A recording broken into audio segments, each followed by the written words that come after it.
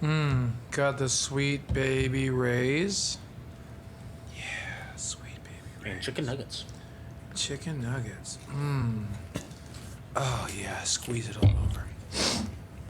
Well, with that being said, shall we start the show? Sure.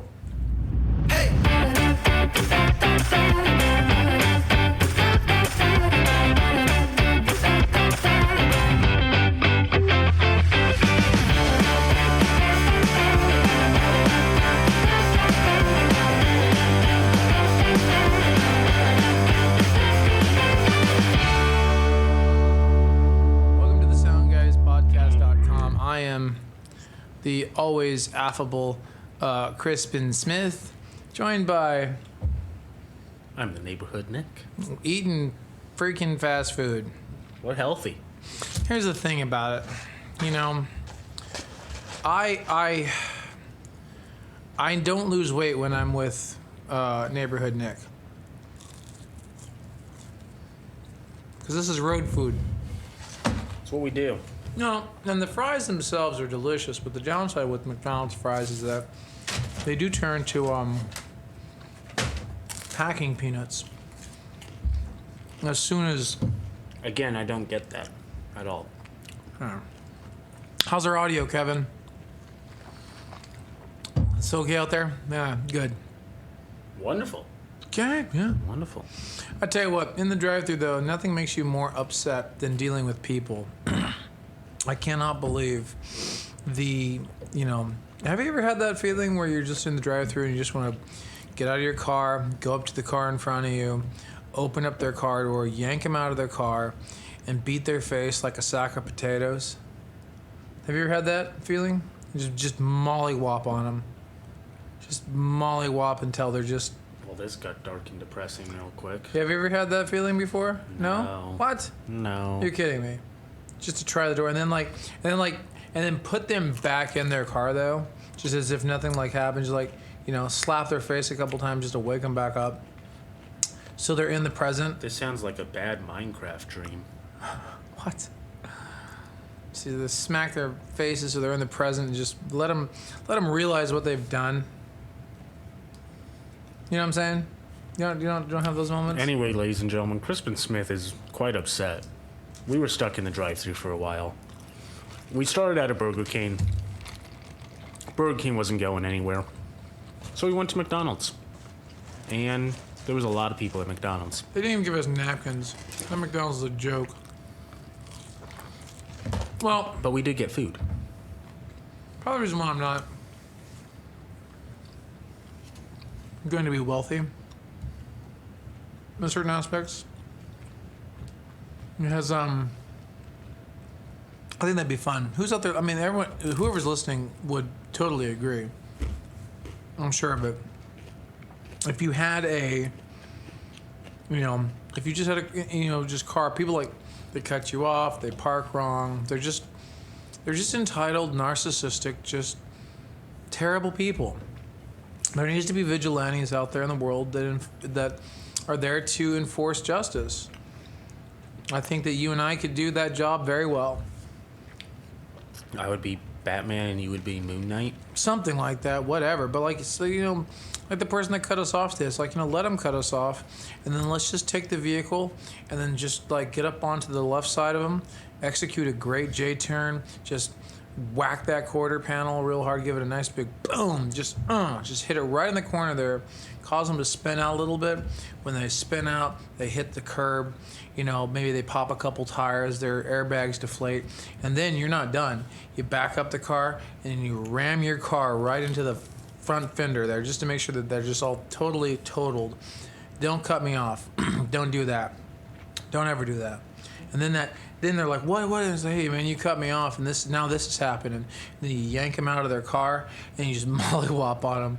Just boom, right there on the sidewalk, And then everyone that's watching, you just it's an example.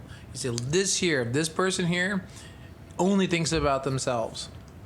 This person here goes homes and kicks their cat. This person only thinks about themselves. Now, granted, there are some get out jail free cards. If the person is like, hey, I was heading to the hospital, sorry, or okay, cool. just speak up before we punch you. That's all you gotta do. Just speak up, or even better yet, once you do that J turn and they crash into the curb, before you go in for the second dip, if they're hey, hold on, wait, it's a hospital thing. Okay, cool. Then we get them an Uber real quick. We get them to the hospital ASAP. We're not heartless. To all children listening right now, we do not condone violence. I'm not. This isn't violent. I mean, we're not heartless. This is, if there's a legitimate reason, then rock and roll. Absolutely. But there wasn't, because there can never be a legitimate reason for driving like a moron. Anyway, ladies and gentlemen, as you can tell, Crispin Smith is not in the best of moods right now. So we're trying to make him happy with fast food. Why? Why does that make me happy? Food makes everyone happy. No, that's just a means to an end. It's just a social aspect that just is obnoxious. Let's have an iced tea.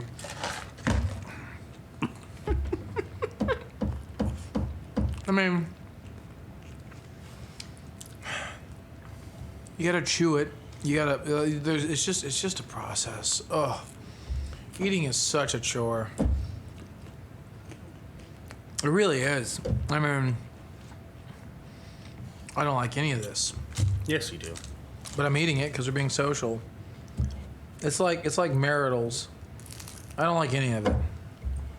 But yeah, you know, the wife, she needs me to climb Mount Everest and get up on there and go to town, or vice versa, or whatever. I'm just like, are we done yet? I want to go to bed. I feel like we need to get you a counselor. I have plenty of them.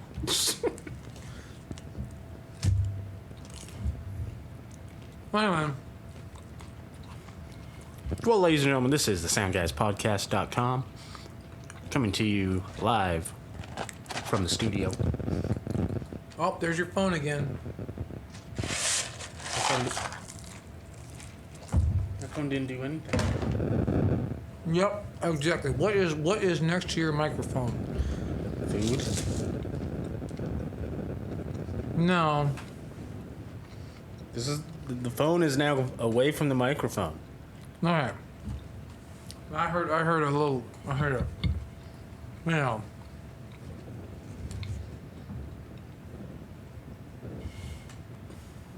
I don't know. I don't think it's a problem with a little.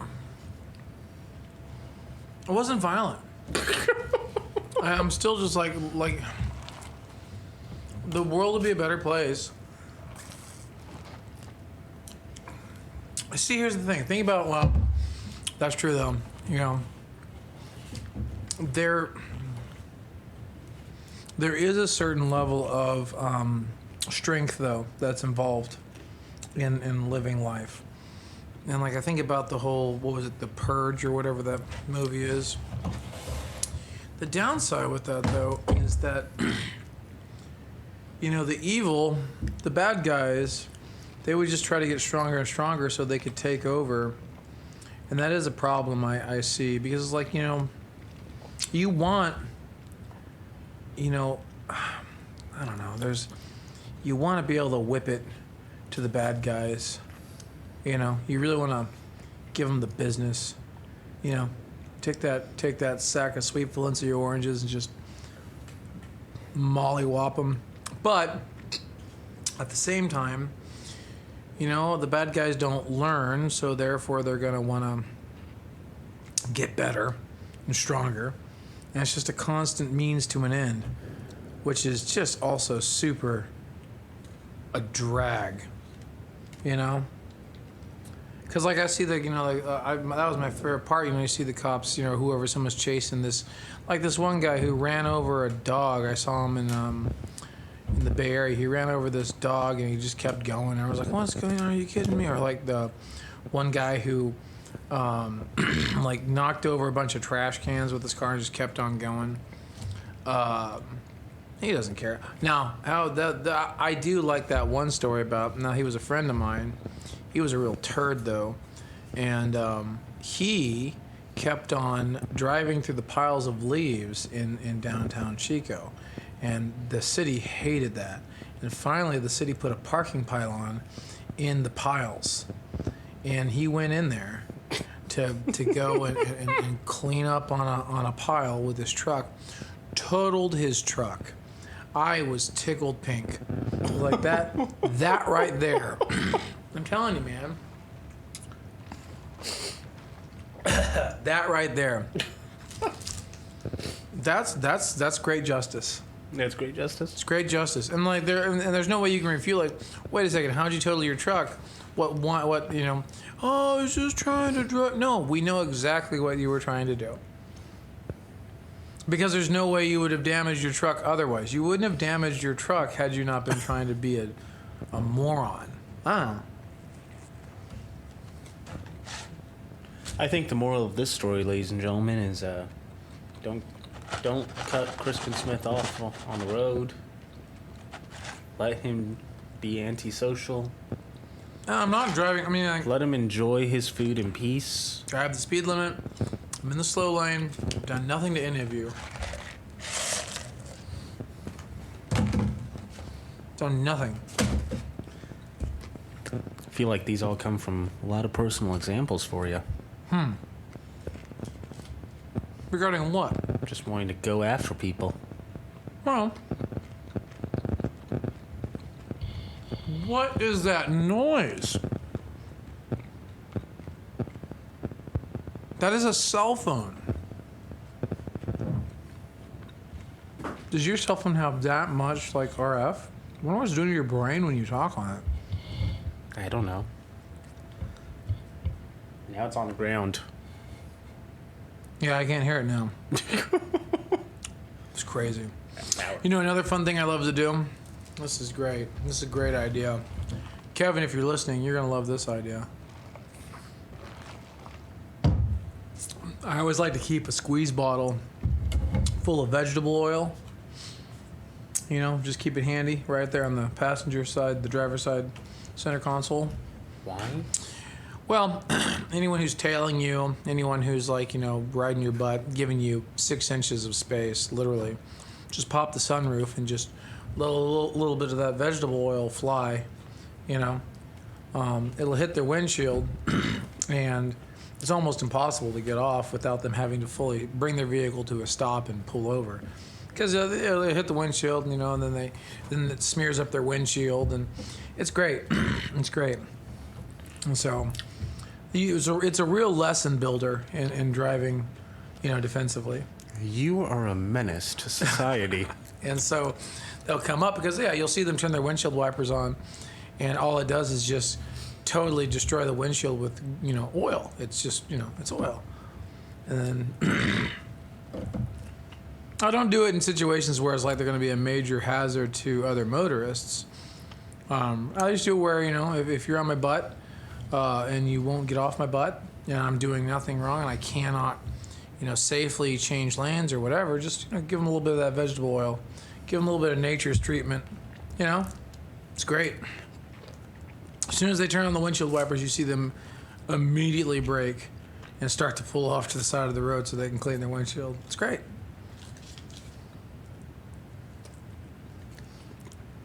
You're a terror on No. society. Not just a menace. A terror. One time, Heaven help the poor soul who's stuck behind you. when I was working at Cal State, there was a professor that always stole my parking spot. I'm like, listen, man, we are assigned these parking spots. I work in this building. You do not. You are trying to save some space. You need to knock it off. After I had a conversation with him, he proceeded to tell me that because he was a tenured professor, that the parking rules did not apply, and that, you know, since I was adjunct, there was no reason that I should even expect to have staff parking as good as that one space that's supposed to be for that building. It was stupid. It was a really dumb logic. Anyways, I broke into his car and I put. This is the best thing. I took a bunch of like flour. You just take like a straw, and I dipped the straw in the flour, and I blew flour into his. And if he's listening to me, he knows who did it. Doesn't matter. I mean, he knows it was me. And I blew flour into his air vents, and then I did my vegetable oil trick on the windshield, and then I turned on the vents to high, and I also turned on the windshield wipers. So, and I just waited, because when he got off from his lecture, got into his car, turned on his car, and the interior just all of a sudden went just chalk white. It was beautiful. It was a beautiful thing. The entire interior just went chalk white, and the windshield wipers are going, and everything. He's trying to turn stuff off, and he can't see because it's just full of powder inside his car. Can't see a thing because the blowers are blowing the flour. And it was a beautiful, beautiful thing, and and he got out of his car. He was covered in flour. He's super pissed, and he looked at me. And I said, "That's my parking spot." I said, he's like, "That's all." And I was like, I don't care who you are, what you go. I work here, and this was supposed to be my parking spot. Okay, so anyone who's gonna mess with my parking spot's gonna get some fun shenanigans. And anyways, yeah, he didn't park there. It was good. He tried to tell the dean on me. I tried to be a little snitch, and so what I ended up doing was I went into his office and I took the trackball out of his mouse, and I unplugged his keyboard from the back of his computer because they had the desks all stuck in there. So just screwed with him. Yeah, he was a real turd. Then I took packing tape and I wrapped up all the wheels of his office chair with packing tape. Crispin Smith is a very vengeful person. What's your thought on tenured professors? It's bollocks. Think it's a bad idea? Yep. Why? For the exact point I just gave you. Because Goes everyone's head. So everyone should just be adjunct? I think a professor in our university system should be employed in real-world applications. No matter what you're teaching, I think it's ridiculous that you have a professor who's literally working for 35 years, unless it's just general ed, like something foundational that doesn't change in terms of theory application. Mm-hmm. Mathematics, English core, gen ed stuff. But if you start looking at, professors who are teaching on applications for, a specialized degree,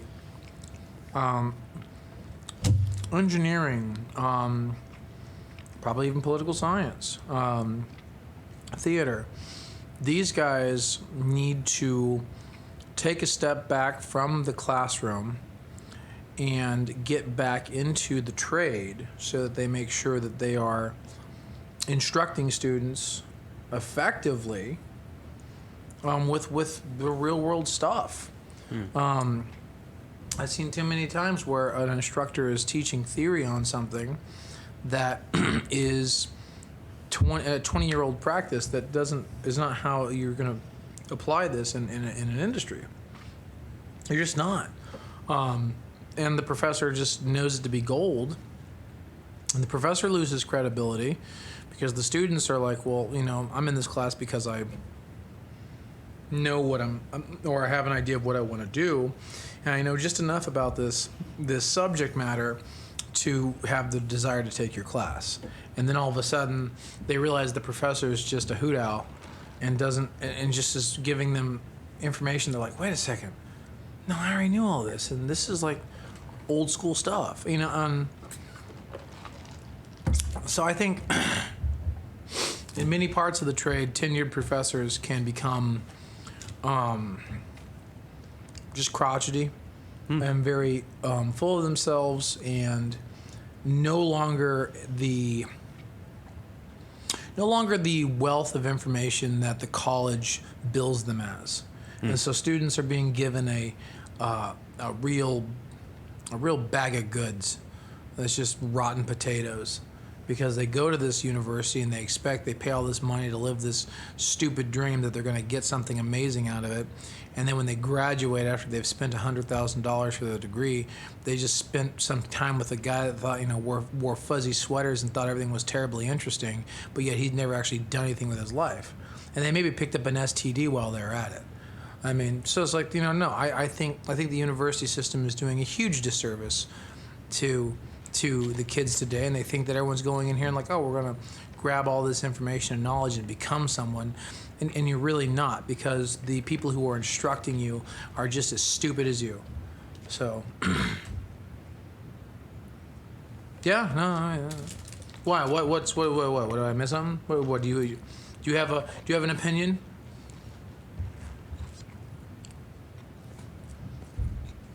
Of course, I have opinions. Well, then But- share them with us, Professor Nick. Oh, I was just letting you get all your ranting. Get all the rants out. No, there's plenty more. There's always more rants available.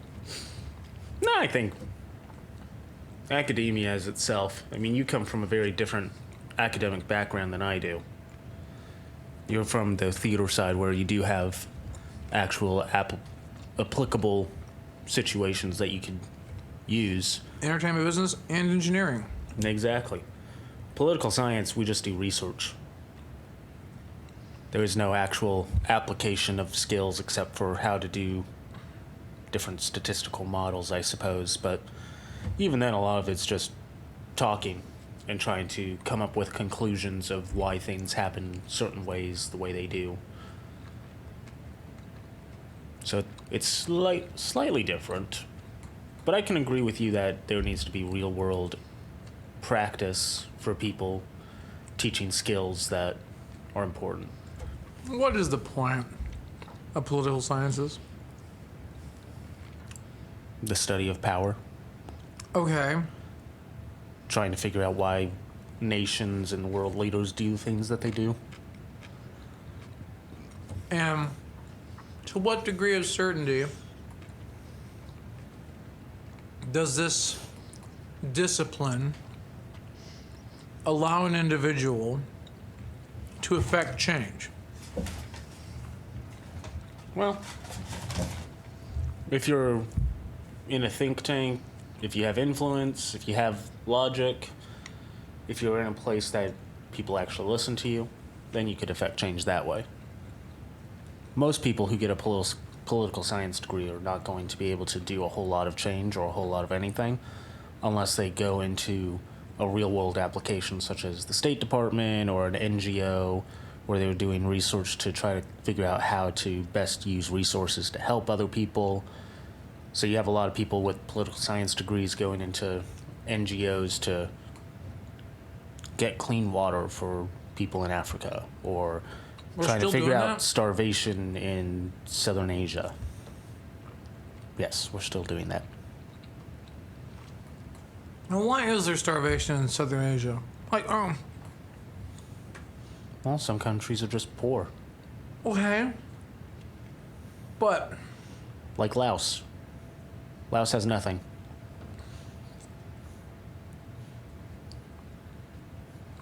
how? It's a landlocked country that doesn't have a lot of natural resources available to be used, doesn't have any industry, got heavily bombarded during the Vietnam War. Very small population, very small physical capabilities of being able to create anything because of the environment. Very difficult country to live in. Beautiful. Beautiful landscapes. Big time hiking. So, I guess what I'm saying is, then you're saying that political science fields are in some way hopefully going to be able to fix and solve the problems that we deal with in terms of inequality and starvation, and all these things. No. Okay. Political science will not be able to do any of that. Political science will just explain why it happens, not how to fix it. Okay. The last time political scientists were able to actually conduct any like real world examples was at the end of the Cold War when the Soviet Union fell and we destroyed Eastern Europe. Okay. And then a few other political scientists tried to do the nation building thing in Iraq and Afghanistan. That didn't work out so well. So. And then there's the communists' experiments. Those don't work out too well either. But we're just explaining why something happens. We're not actually. Yes. Now, I mean, is there a way to benefit from this in terms of, okay, we've explained that this happens. So, does history have a way of repeating itself? And so maybe that's where the silver lining is. Some people believe that history repeats itself and that you can learn from your mistakes. Other people think that every situation is completely unique and that there's no way to use the past to influence the future. So it depends on what thought camp you're from. But the idea is that hopefully you'll be able to use the reasons why things worked or didn't work in the past and be able to prevent or, basically prevent any more future disasters. For example, political science, we have the idea of appeasement. Okay. And that comes from 1938 when Neville Chamberlain was the Prime Minister of Great Britain, appeased Adolf Hitler and gave them the Sudetenland to try to prevent Adolf Hitler from invading the rest of Europe. Okay. It didn't work. Sure. And Hitler took over Europe. So the idea is that you can't appease violent dictators and everything. So if you fast forward to the Persian Gulf War, the first one, Saddam Hussein invades Kuwait, President Bush the first, and international allies say, no, we're not allowing you this, so they kick him back in to Iraq before he can do anything else. So there's no appeasement there. Yeah. Now on the flip side, then you also have what is called basically going back in time to World War I, where one minor accident created an entire, well, I wouldn't say minor. Wasn't it the assassination of someone? Yep, the assassination of Archduke Ferdinand Yeah. led I to don't know World if that War was I because minor. very tangled alliances. Didn't he get murdered after the painting was painted? There was a picture that was taken just before the family was massacred. Or is that a different instance? That I'm not familiar with. Yeah, there was something that started World War I. I forget exactly, but there was a picture that was taken, and right after that picture was taken, apparently they seized the castle or the parliament or the chamber or whatever it was, and they murdered the majority of the family. That may have been the Bolshevik Revolution. Maybe, yeah. But it was part of the catalyst that pushed things forward, because it's like with the butterfly effect. Is that where where they have, the wings of a butterfly can affect tsunamis or massive winds across the globe. So that's the theory. It can be amplified. Yes. So. Same thing as the Coriolis effect. I always use that as an example. I'm sure I have in the shows. You could also think of the positive feedback loops and everything. Boom. So yeah, that was kind of what I was thinking. So you said, yeah, the what was it? The shot that was heard around the world. Which one was that one? That's the American Revolution. Was that the American Revolution? Great. See, that's what Schoolhouse Rock told us. That's what I care and about. The shot heard around the world. When start a revolution. No, all I remember wasn't the song called Vagina Gina? What's your function? Spitting out, was it taking in sperm and spitting out babies? That was the one. That was the one I thought it was. No. Taught us about how. It's very incorrect. It taught us about babies, where they came from. Yeah. I don't know who taught you that. No, that was Schoolhouse Rock. No, Schoolhouse Rock was conjunction junction. What's your function? Hooking up phrases. Oh. It's a grammar song. Oh, it's about grammar. I thought it was about, it was part of the sex ed. No. Are you sure? Not Schoolhouse Rock. Well, Schoolhouse Rock is PG. I digress. That's very PG. What's wrong with sex ed? It has to be PG. Are you kidding me? No. I mean, look at these people looking for the back alley abortions in Texas now. I mean, it's a big deal. It's a big deal, you know? Just not have sex. Yeah, it's a chore. But see, a lot of people like to. A lot of people like that. But it's just, it's a lot of work. It's just, too much work. You know what I mean? Everything's work for you. It's too much work and a little bit of payoff. Man, I tell you what. Speaking of payoff, what's Shibu at now? I don't know. Man, But love we would Shibu. recommend everyone to jump into shut up. Shiba Inu. Don't get them on that, because that means everyone's going to be on a level playing field, and everyone's going to have $1 million. Then what are we going to do if everyone has $1 million? Well, we have to get people to buy it first, so it Hey, goes up. that's true. What do you think about universal income? Is that coming back? No, that's not coming back. Oh, how come? It's not popular anymore. Why is it not popular? That was the best thing. If someone just wants to be a louse and just lay around, and then they can do that, and they can still make sure that at least that I'm not having to pay their rent. Right? Neckbeard can, just lay in his apartment and just be okay and not worry about it, because God knows I don't want Neckbeard out in public anyways. I don't want to see him. Well, the main idea of universal basic income was to only provide like 60% of someone's total income. Whatever. I mean, it's enough to pay your rent, your cell phone, your internet. Right? Yeah, but you also need food. Yeah, but see, most of these neckbeards, they get it from Twitch. What they'll do is they'll open up a stream, and then they'll get a P.O. box, and then they'll basically have people send them food that they open online. I mean, it's ridiculous. I don't know why, maybe we should adopt that stupid method. We just flash our P.O. box on a lower third, and we say, hey, send us random stuff to open live, and then we all of a sudden turn into a live stream channel. It's absolutely shameless. But that's how they survive. Could work. You're absolutely right, but that's how it... We could be making something. I don't know if I want to go there. But that's how they do it. And so they go to their freaking P.O. box, they open it up, and they're like, oh, I got something from Sweet Baby Ray. And they open it up, and away they go. I wouldn't mind if Sweet Baby Ray's was sponsoring us. I wouldn't either, but honestly, I don't think it's that great. Whoever the organ... Because here's the deal. Sweet Baby Ray's is actually owned by Kraft, which is like... the Kraft is to barbecue sauce, is like KFC is to chicken, as MTV is to music. Non-relatable? All of it's fake. Look at this. The first thing you have here is high fructose corn syrup. And what does it say here?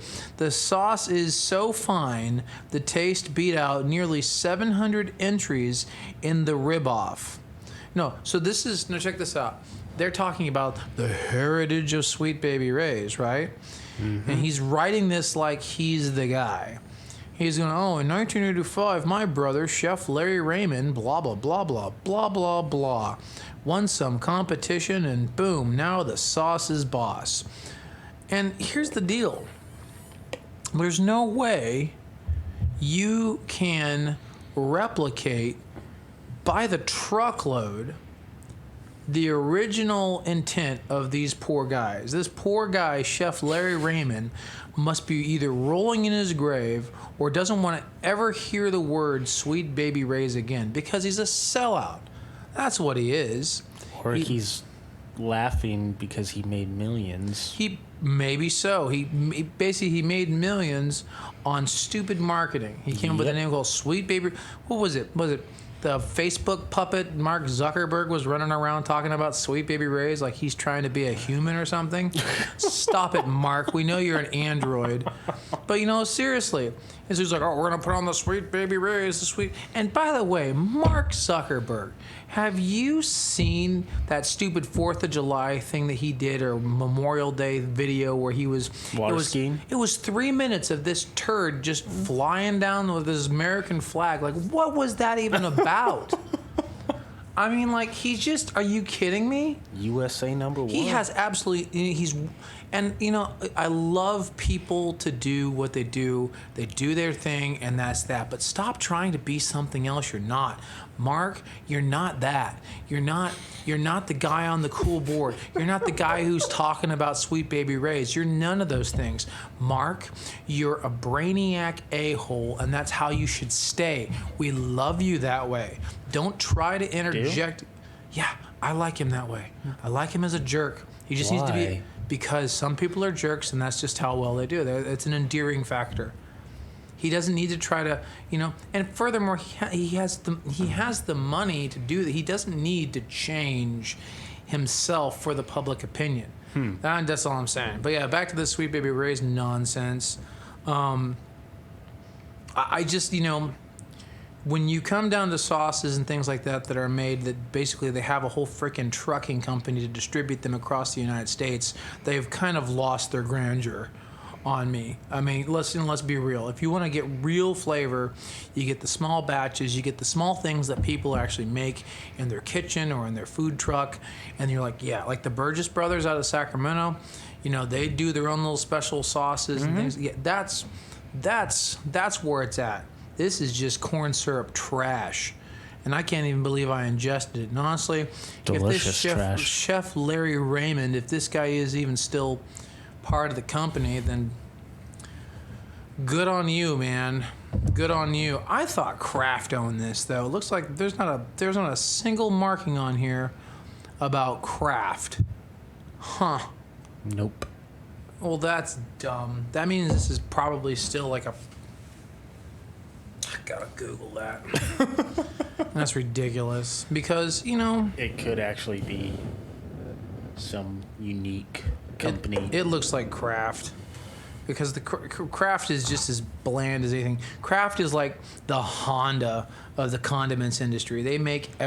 Yeah. It's like, who makes Sweet Baby Ray's? I just... What? Dave Raymond? He's on LinkedIn? Dave Raymond, is that who this guy is on the back of the freaking thing here? Chef Larry. So who's Dave? Hang on. His brother. Wait. It's his brother. Larry and I. Oh, this is being written in... Okay, so the I must be Dave. So Larry and Dave. Dave and Larry. It's the Raymond brothers. Sweet Baby Ray's Barbecue Catering and True Cuisine Event Catering? You freaking kidding me? This was introduced... So they made this in 1986. What? Dave Raymond. I'm going to hop on LinkedIn. This is great. I want to be... Dave Raymond only has 10 connections? Very specific people. No, this is ridiculous. You're telling me that this guy, he doesn't even have a picture.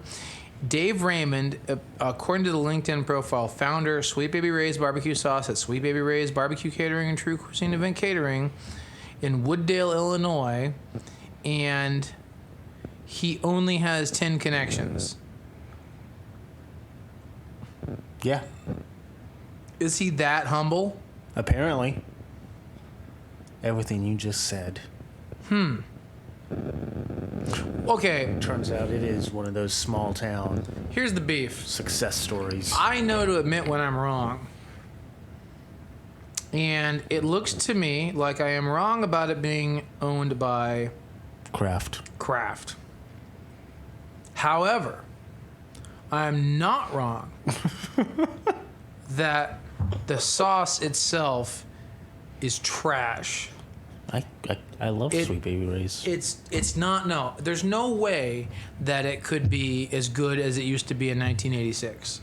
Dave Raymond could not look me in the face and say, Crispin Smith, everything that goes in those bottles is exactly how it happened in my kitchen in 1986. Dave Raymond, you're on. You are not going to come on this show and tell me that your Sweet Baby Ray's barbecue sauce that has the first ingredient, high fructose corn syrup, you're telling me the very first thing that you started in 1986 around a nice stainless steel pot, you're stirring up the goodness, and you lifted a ladle to your mouth and you went, barbecue sauce, that's my money, is still here 36 years later. Prove me wrong, Dave Raymond and Chef Larry. And who even cuts it? Like all these like self-proclaimed titles. Who can even become a chef? Like, I mean, there's so many titles that are absolute bollocks in this country that you can literally just make up without having to really have any formal credentialing whatsoever. Yeah, that's what I did for my title in the company. Why not? Media technician. Dude, it's all, like, I mean, honestly, my favorite thing to do when I have to go deal with the public is He makes me answer the phone calls. No. I look up. At events, you do. Right. Right. I go to the BS job name generator. And I love doing this because, 9 times out of 10, I'm not going to be dealing with these people again. And it's, especially in mixers. I hate mixers. Like, so I just get the, it says generate a random BS title. Your job title right now is Customer Markets Executive. It's like... Cool. Let's try another one. Senior Marketing Manager. Oh, yeah. And the funny thing is, there's a lot of people out there that have Senior Marketing Manager.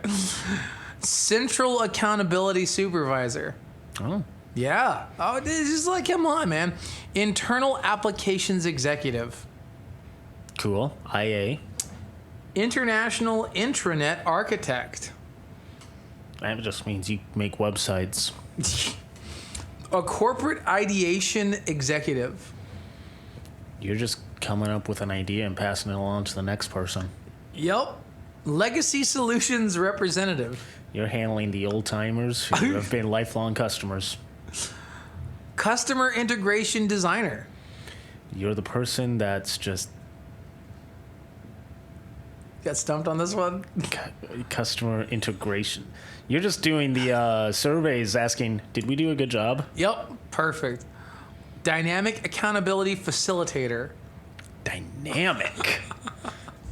You're enthusiastic about this one. Dynamic. Accountability Facilitator. You're very happy and excited that you get to tell people, are you doing a good job? You're doing a good job. Now you need to do this. Senior Team Assistant. You're fetching coffee for the rest of the people. But because you're the senior team assistant, you get your own coffee also. Get some coffee from the break room. Mm-hmm. Lead Quality Manager. You're tasting the food. Chief Data Coordinator. You're just taking the data and getting it all ready for the next person to actually look at. Investor Usability Manager. Ooh. You're the person that makes sure that something can actually be used if they put money to it. Could be actually useful. You're an investor integration consultant. How is this money going to be used properly in this invention? So as the BS job generator, I love it. And that's what I'm saying. Freaking, Chef Larry over here talking about how he was a chef, but there's nothing saying how he started. Like, Chef Larry's probably the lead cook for Sweet Baby Ray's catering company. Exactly. And that's how you become a chef. That's what I'm saying. I mean, anyone can become a chef. Here's the deal. I could open up a catering company tomorrow. You would be Chef Crispin. I could be Chef Crispin, and my specialty could be hot dog quesadillas. And then Gordon Ramsay's going to come over here and say, "You donkey!" Gordon Ramsay There's 30 Michelin stars. is nothing more than a self-branded twit. But he makes great food. He's done. He's obviously the authority in the situation, and I'm not going to take that away from him. And he's a crazy entrepreneur also. That's part of the beauty of it. That's what I'm saying from an entrepreneurial standpoint. And I think he has ADD. Well, maybe.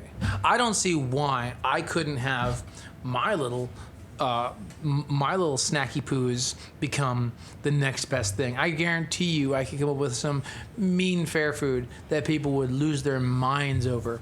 You take a tortilla, you take a beef frank, you take some American cheddar cheese, you wrap all that stuff up, okay?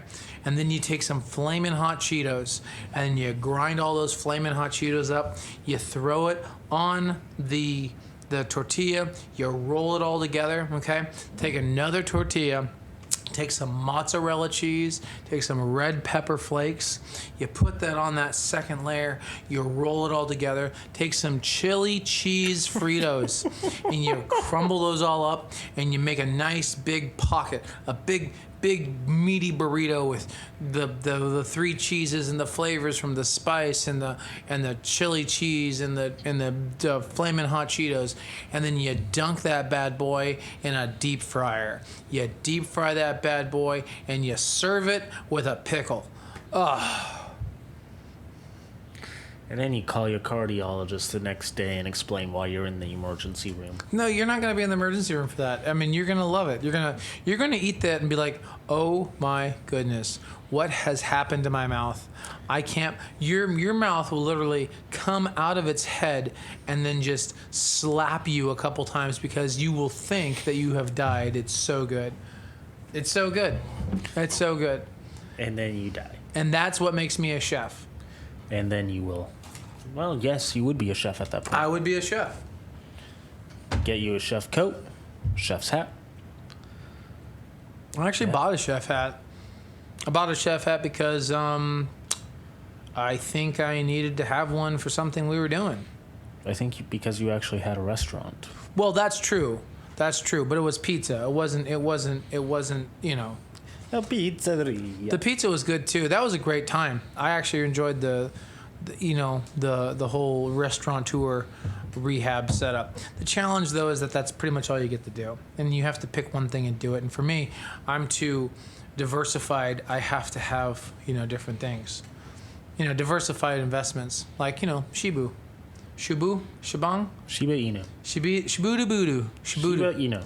That's another thing I'd love to do. Now, how many of our listeners have actually tried this? Because I don't totally recommend this or condone it. But once you guys get that special instant deposit thing on Coinbase or Robinhood or one of those apps, how many of you, just in the comments below, how many of you guys have taken your daily deposit limit and maxed it out, even though you didn't have the money in the funding account, and then you withdrew that money and you took it to the casino and you tried it on the slot machines or on the blackjack tables? Just anyone comment on that one. Don't do that. No, I'm not saying you should do it. I'm just asking if you have, and if you have, how'd that work out for you? Because if you think about it, like Coinbase, you can deposit $35,000 instantly. And, that essentially leaves you 12 hours, 24 hours before it hits your bank account. So, I mean, you have 12 hours that you could take that money and you could go try to... You got to be lucky at the table. You could be double-double. Double-double.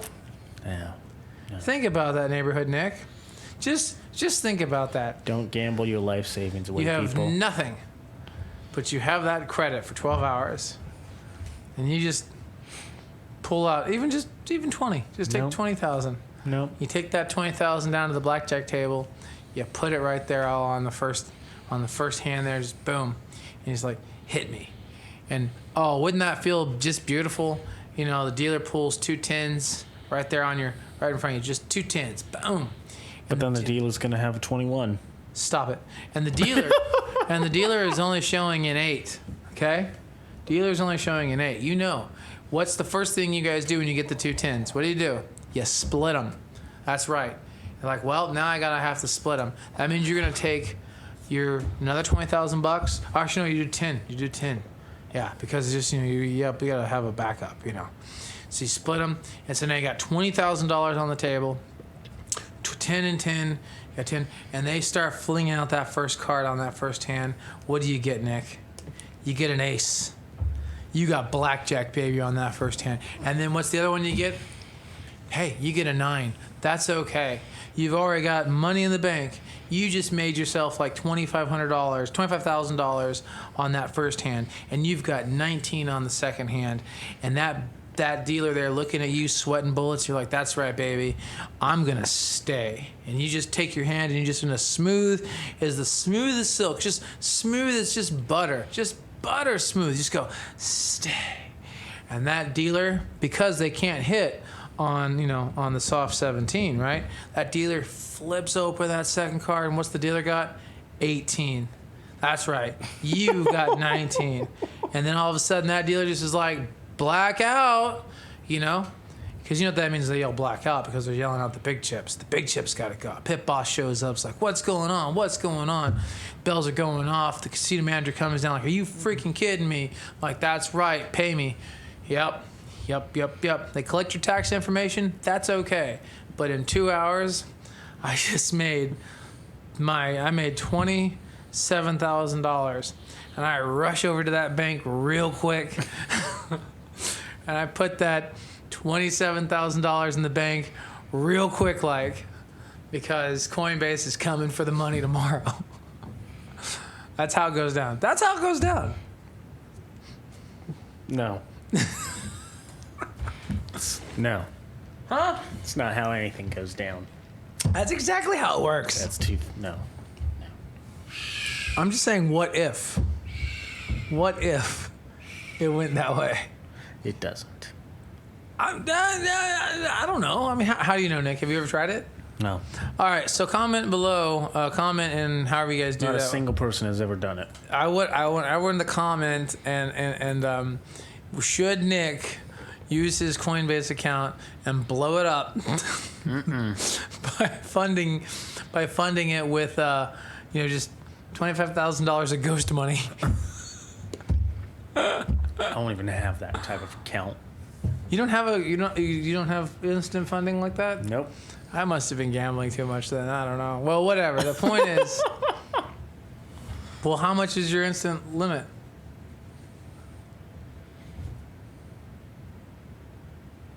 Well, whatever it is, max it out. Blow it up. Let's I think go. it's only 2,000. Fine. Cool. That's less risk right there.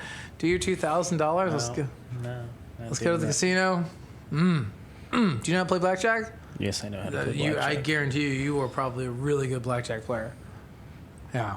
You're like that brainiac on 21. Huh. I played more Texas Hold'em than blackjack. Ooh. Well, but see, Texas Hold'em though, it's a little more. As a child, I was the king of blackjack. It's a painful death, Texas Hold'em. Mm-hmm. Blackjack is more like, just straight, one shot, one kill. Exactly. Yeah. That's why as a child, I was the king of blackjack. You should do it still. Can you get back on it? I could, Yeah. but they'd probably kick me out of the casino. No, not if we just play the one game. Huh? If we just play, and don't forget to tip the dealer. Give the dealer a couple $100 because, they helped you win.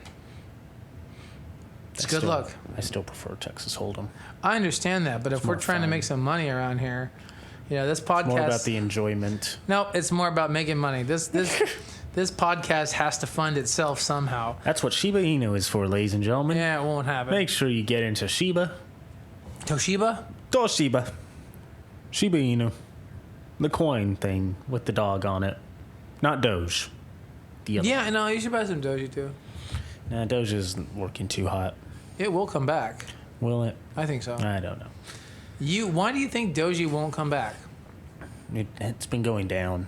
It's Sure. been stuck at 30 for a long time. Yeah, but why do you think it's not going to come back?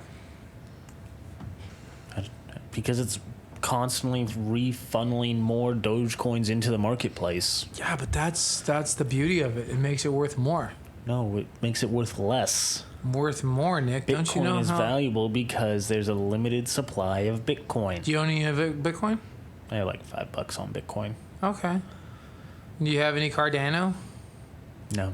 Tether? Nope. Solano? Nope. What's your secret for buying crypto coins there, You get the Nick? cheapest ones possible. You think so? I got Algorand when it was at 40 cents. Mm-hmm. And now it's at 2 something. You got it at 40 cents? Yep. So would you own... What about Chainlink? You like that? Don't have that one. Algorand. Yeah, Algorand. Oh, Algorand's down to 75 cents. No, it's not. Yeah, it is. Nope. How do you know? Because it's been staying up around 2 for the last week and a half. There is no fooling you, is there? 'Cause Nonsense. I'm looking at it right now. It's at 79 cents. Nope. Okay, well, 'Cause screw you. If it was, then I would be all over it and get another $5. Would you really? Yeah, if it was at 70 cents, I'd put another $5 What's on Algo. Polygon? Have you ever heard of Polygon? Nope. What about Tezos? Nope. What about Quant? Nope. All right. Amp? Ooh, I do like Amp. Why do you like Amp? It was like 4 cents. It's cheap. I have 115.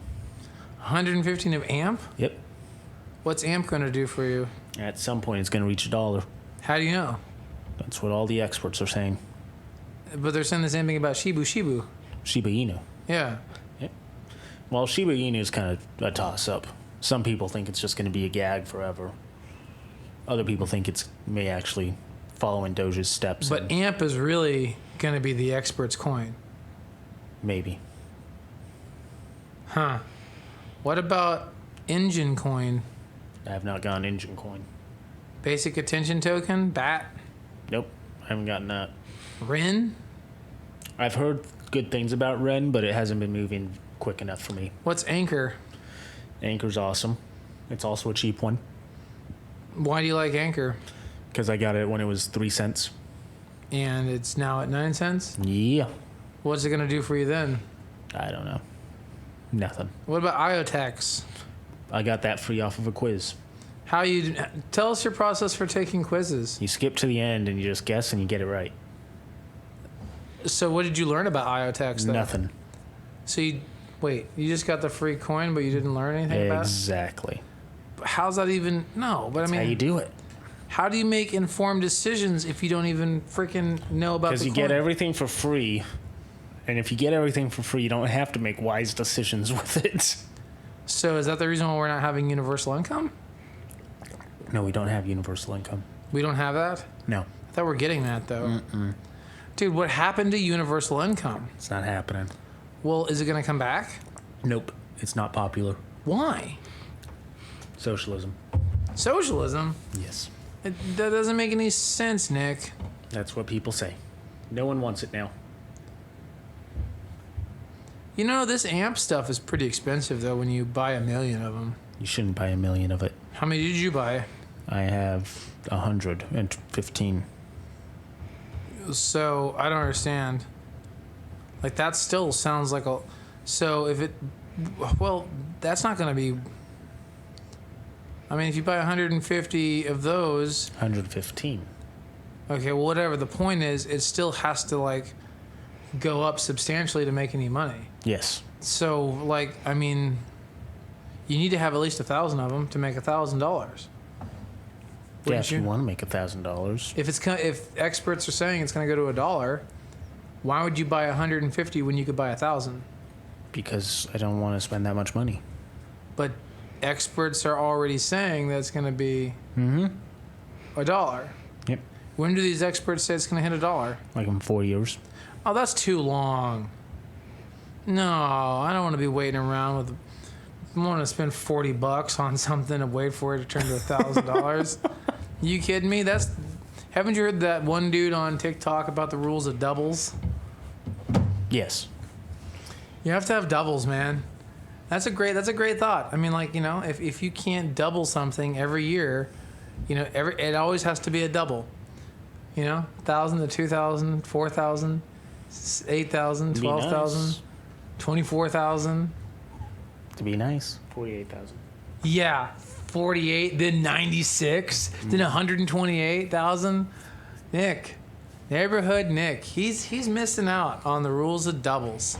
Speaking of rules of doubles, I'm still concerned about this whole new process. I saw it wasn't it was the new transportation project called the it was the Speed Racer initiative. They're putting in down there in Minnesota. Did you see about this? I saw this on Reddit. You and Speed Racer. What about? No, I'm serious. It's the new Speed Racer travel initiative. Don't even know what that is. It's something to do with like they're gonna make a new like Autobahn or a highway initiative where people can go as fast as they need to go. Kind of like what in Germany they have a Autobahn. You know? I know the Autobahn. You've heard of the Autobahn? Yeah. I have. Yeah. Have you heard about this? I have not heard of what you're talking Well, about. it's something. I don't know. Speed Racer, though, he was a narcissist. In fact, honestly, I can't believe that a lot of the kids in general looked up to him. Did you look up to Speed Racer? No, it was before my time. You didn't like Speed Racer at all? It was before my time. Did you ever watch Sailor Moon? Nope. Why not? Never got into it. Really? Nope. Did you catch them all? I did catch them all. That's better than catching none of them. I didn't catch a I single was a one. bigger Yu-Gi-Oh fan. I didn't catch a single one. What was Yu-Gi-Oh? It's a card magic game. Uh-huh. Like Dungeons and Dragons? Yes, but with holographic monsters. Dungeons and Dragons, apparently they call that Satan's game. But Dungeons and Dragons, I if I remember right, cast magic missile? Not familiar with that. Yeah, cast magic missile, and then also it was called Christmas Paradise, I think it was. It was a spell. You could cast Christmas Paradise, and it would give all the characters on the game really nice like gifts. You'd get like gifts that were I don't know what the word is, but they were like, it was like mystery boxes. So if you as you're dying, you could cast Christmas Paradise, and it would help all the other players on your team, and give them this really cool mystery box. You never know what was in it. Then they'd like roll the dice, and they'd end up, it'd be like a Ferrari or a sports car or something like that. They could Ferraris are nice. They could drive around in the dungeon and run over the orcs and the things like that. For the orcs. Because that was the best way to really make sure you were, damaging those orcs. Isn't that the point of the game? I don't know. Dude, I thought so. But I mean, you could actually like get a car in Dungeons and Dragons. That's impressive. Yeah, it was really cool. I didn't know that was a thing in Dungeons and Dragons. Yep. That's kind of cool. But anyways, yeah, this article on Speed Racer, I really agree with it. He's a fast protagonist. He's handsome, ambitious, narcissist whose abuse knows no end. Like Patrick Bateman in a supercar, he's the model of a man we must all try not to be. Yeah, that's Speed Racer. So for those of you guys who, really looked up to Speed Racer as your model in life, you probably better look more inside yourself as to why things are not going the way you want them to go. That was it's very insightful. A lot of folks out there probably hearing this for the very first time. They're like, I don't know why my life isn't where I want it to be. And there's a reason why, because you looked up to Speed Racer. And you shouldn't. You wanted Speed Racer to be your hero baby, and you thought that he could kiss away the pain. Oh yeah. But he couldn't, and now your shallow life is probably... It's all done. Well, it's not done. I mean, there is always hope. It's over. There's redemption. It's time to give up. Well, I wouldn't go that far, but I mean, you just... Stop it. Just stop it. Like Michael Jordan said? Exactly. Stop it. Get some help. Just stop it. You gotta just give up on life. You gotta get some help. You're not meant to be happy in this world. Well, that's true. I don't believe there is anything, there is no happiness in this world. Are you kidding me? Anyone who thinks that they're happy is just fooling themselves. There's just temporary laughter, and that's that. But temporary laughter. Temporary laughter. I like it. Dude, how long have we been here? I don't know. Are we done talking? I don't know. Well, then, yeah, I guess because Neighborhood Nick's finished, I'm finished. Because heaven knows I got plenty more to talk about, but He's got rants for days. yeah. Freaking Sweet Baby Ray's. It's better than the runs for days. Well, I would prefer that. Might help me lose some weight. No. All right, well, anyways, Chef Larry freaking Raymond, you better call us. Let us know. We'll hook you up, give you an interview. Yeah, Let's Chef see what you Larry got. Raymond and Chef David Raymond. I don't think he's a chef. You're right. Just Larry. Yeah, storyteller David Raymond and Chef Larry Raymond, the Raymond brothers.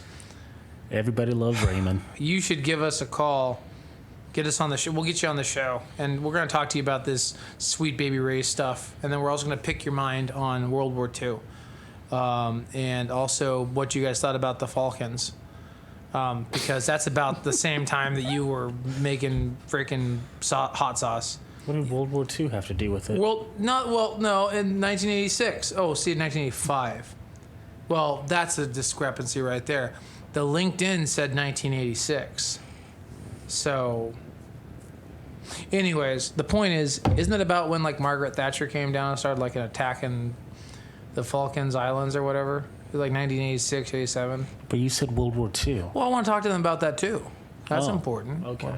Right? Is that a thing? Right. When were the Falkland Islands attacked? I don't know. Was it attacked? 82. The 2nd of April, 1982. Well, According a little to bit. Imperial War Museum, 4 years before. On the 2nd of April, 1982, Well, whatever. Argentinian forces invaded the British overseas How long did that war territory of the last? Falkland Islands. Argentina had claimed Okay, sovereignty stop. over the Stop islands it, for many Google. years, and their ruling military Hang on. How long did the Falkland Islands War last? Oh, 74 days? Well, shoot. I really can't tie this to Sweet Baby Ray's then. Doggone it. Well, Chef Larry, you lucked out. There's because I can't necessarily tie you to the Falkland Islands. But wait, maybe I can tie this onto you. What was his name? Wasn't Jimmy Carter? Reagan. Reagan assassinated? Reagan wasn't assassinated. No, attempted assassination. Ah. When was Reagan's attempted assassination? Dang. 81. Closer. No, it's not. I'm trying to pin something on this Chef Larry. What's his name? Raymond. Trying to pin something on Chef Larry Raymond. Well, ladies and gentlemen, while he keeps What trying, world disasters happened in 1985? Oh, perfect. That's great. Here are one of the major 4 plane crashes killed 1,000 people. Wait. The worst being the crash of August 12th of Japan Airlines 747 near Tokyo that resulted in 520 deaths. Cool. That's on you, Chef Larry. So we're going to talk. Yes, the Japan Airlines crash. So we're going to get you on the show, and we're going to talk about your thoughts on, when you guys first started Sweet Baby Ray's, people are falling out of skies, dying and stuff. Yeah, and you're over there making barbecue sauce. Because there's a clear correlation between Sweet Baby Ray's and Yeah. air flight There is. There's failure. There's a sweet correlation between Sweet Baby Ray's and air traffic controllers giving up the ghost and just letting poor Tokyo airline planes fall out of the sky. And you know what it was? It's because these guys didn't have any good barbecue sauce. Had those pilots had good barbecue sauce at the time, if they would have had some real barbecue sauce for their Szechuan chicken, then you know what? They probably would have kept. have barbecue sauce for Szechuan chicken. They would have kept that plane in the air. No, real talk. Szechuan chicken is spicy, not sweet. Absolutely, it needs a little sweet and spicy on it. No. Yes, No. absolutely. I know what I'm talking about. I'm Chef Crispin Smith, and that would have kept them in the air. Haven't you heard the Red Bull gives you wings? Sweet Baby, yeah, that's the stuff. Sweet Baby Ray is the sauce. That still doesn't matter with Szechuan chicken. Yeah, the sauce cost loss. Yeah, the sauce is boss. That's what I'm saying. So, Chef Larry Raymond, we're gonna talk about how you guys could have prevented 1,000 deaths due to aviation disasters. Next time on the Sound Guys. Yeah. What? How do you not agree with that, Nick? Whatever. Ladies and gentlemen, thank you for joining us today on the Sound Guys podcast. I am the neighborhood Nick. I'm Crispin Smith. And be sure, hit that subscribe button on YouTube, hit the notification bell so you never miss an episode. And of course, if you're listening to this, you should check out the YouTube video stuff also, because who knows what's going on. He's got a hole in his shirt. I just noticed that. Yeah, it's bad. Anyway, ladies and gentlemen, That's cool. If you're listening, make sure you subscribe as well so you never miss an episode. But also, leave a comment, leave a review. Help us climb this algorithm. Leave so a that dollar. We can be the best Yeah, in the podcast world. Donate. So we can say this is the fastest growing podcast in the world. It is the fastest growing podcast in the world because no one else is doing it right now. We're the only people doing podcasts. Like, I don't know what else people are listening to. We've had this discussion in the very first episode. No, we haven't had nothing on the discussion. Anyway, ladies and gentlemen, stop listening to all those other podcasts There are no other podcasts. and just focus in We are on the what only- actually matters. We are the only podcast. The Sound Guys Your daily podcast. dose of background noise. The Sound Guys podcast. Are we done? I think so.